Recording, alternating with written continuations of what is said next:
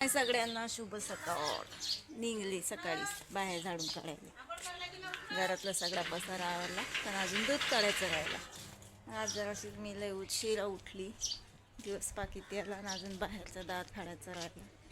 ते माझ भरोशावर असते. आई नसली की, आई असली की कशी बी लोटपाट करते. दात तसं ठेवत नाही, पण आई नसली की किती वाजो मलाच बाहेरचं दार झाडून काढावं लागतं. चला मग बाहेरचं दार झाडून काढतो आणि मोबाईल देतो मी चार्जिंगला लावून पहिले, कारण मग टाईम नाही भेटत व्हिडिओ शूट करायच्या नादात. चला काढून घेतलं दूध बी, आता सगळं मोकळं.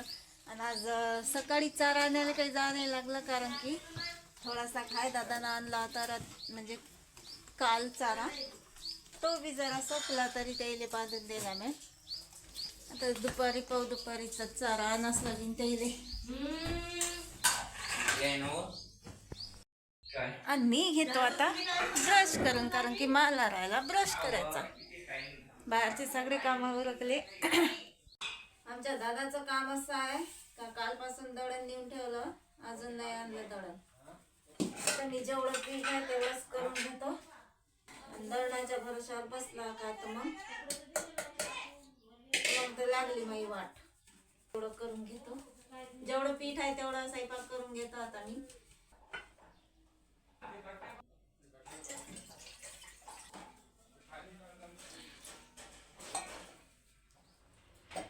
रात्री डेमची भाजी केली होती, घाई त्यात मीठच नाही टाकलं, तर ते भाजी काही गेली नाही. डेमचे जशीच्या तसेच आहे.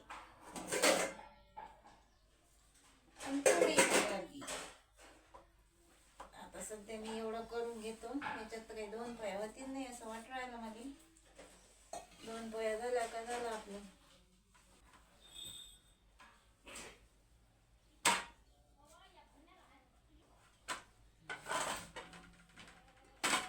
आज लय मुश्किलानं चिड्या चिवचिव करायला.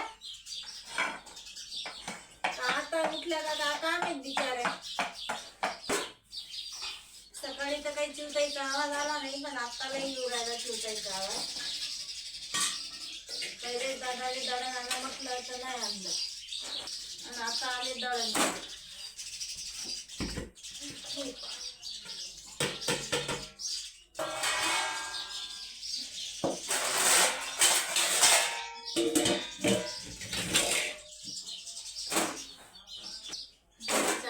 पडू शकतो आणतो मग चुलीतून भाजून.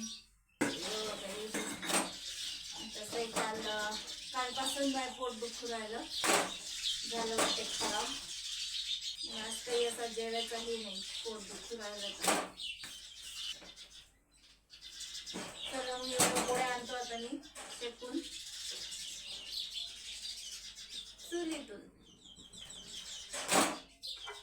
मी गॅसवर ठेवतो, हे थंडी झाली तर मग चुलीतही लवकर होत नाही पोळी. हे ठेवून देतो कमी गॅसवर.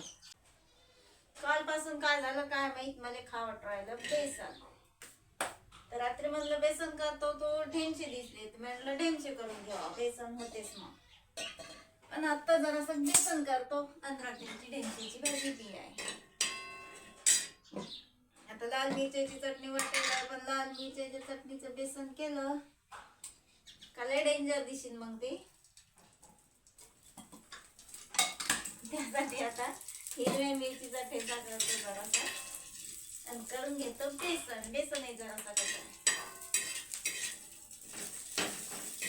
बकऱ्याले चारा आणायला जावं लागते. माझे सारे हातपाय गो येऊ राहिले, नको दुखू राहिलं. पोटाची जर नाही दुखू राहिलं का मी काही खाल्लं आगळ बगळ. काल परवाच्या दिवशी रात्री बैल पडला होता आमचा, म्हणजे लंगडू महाराज, आणि तो पडला होता बंडीवर. आणि दादा घरी नव्हते, कोणीच घरी नव्हतं, तर मग बंडी होळणं पडली मध्ये इकडे. त्याचा दुखू राहिला पोट.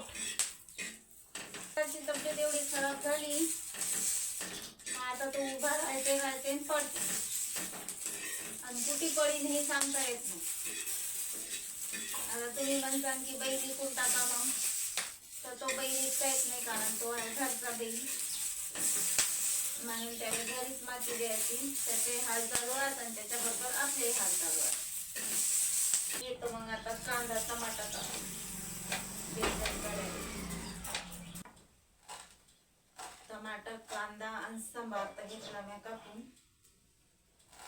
आता बनवतो मस्त असं बेसन. रात्री गाई मीठ टाकलं होतं का नव्हतं डेंच्यात मलाच माहित नाही. तर आता मस्त असं मीठ टाकून डेंचं केलं गरम.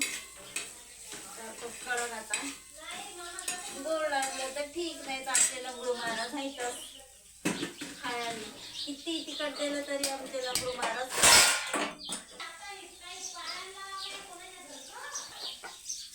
आता मस्त घेतो बेसन करतो.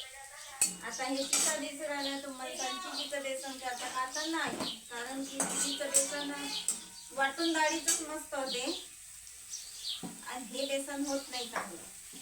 त्यासाठी चिचीचं बेसन नाही असंच आहे, बिगर चिचायचं. चिचीचं बेसन करायसाठी डाळ भिजेल पाहिजे. आता रेडीमेड बेसनाचं चिचीचं बेसन चांगलं नाही होत. आता रोज होत असते आपलं चहा, इकडून भाजी तिकडून चहा, पण आज काही चहाचा मेळ नाही, कारण तिकडून मुरायले द्यायचे गरम त्याच्यात मीठ टाकून. जास्त करत नाही बेसन, एवढंच करतो. त्याच्यातच देते हळद टाकून. आता हो जिरा टाकायचा आठवणच नाही, कारण जिऱ्यानं ते एक नंबर चव येते बेसन. कांद्यात जिरा टाकल्या आणि बेसन करायला जरासं कमी जास्त लागते. त्यानंतर त्याला तेल,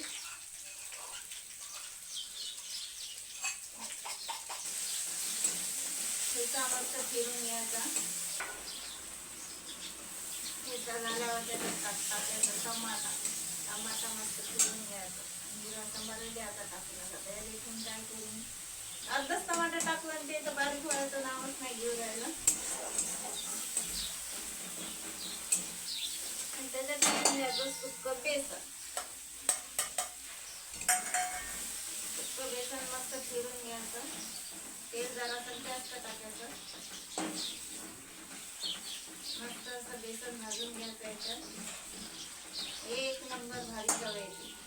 आणि पाण्यात भिजून जर बेसन केलं तर एवढं काही विशेष होत नाही. हे असं भाजून घेतलं बेसन, याच्यात काय त्यात टाकायचं पाणी, करायचं पतलं.